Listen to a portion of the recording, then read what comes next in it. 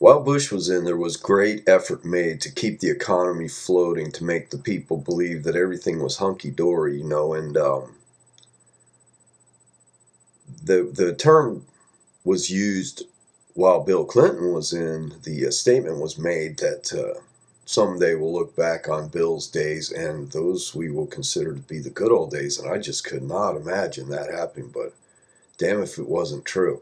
I mean, economically at least. And when you compare Clinton and Bush, there's a lot of people that are definitely mind controlled for Bush through their religion. Bush said he accepted Jesus and all this, and so that just made all those people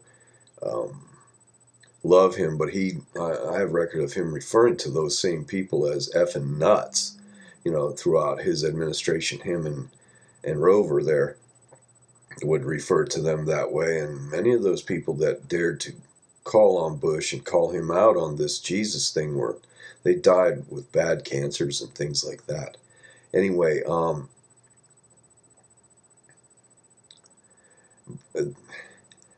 then we were told that once this new president got in, Barry, we'd look back on Bush as the good old days, and that also has happened.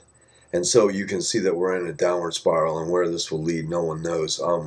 While Bush was in, great effort was made to make him look good. I mean, they put Arnie in as governor of California, and the first thing he said was, there's plenty of money. Even though Gray Davis, the Democrat that they displaced with Ronnie in an emergency type of activity action, said that they were broke.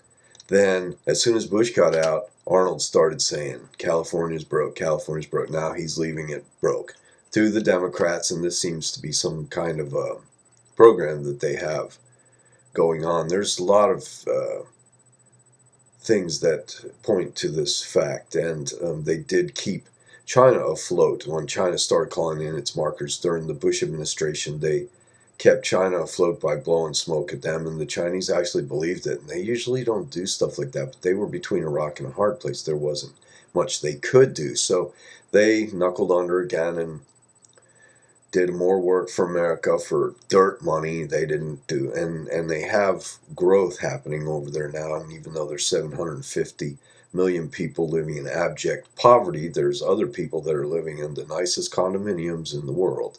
So they have that going for them, and even though that's not a nice thing, it's something. The problem with China that I've been told recently, and it makes a lot of sense, is that they are not totally, but 60% dependent on a new construction growth in order to float their economy.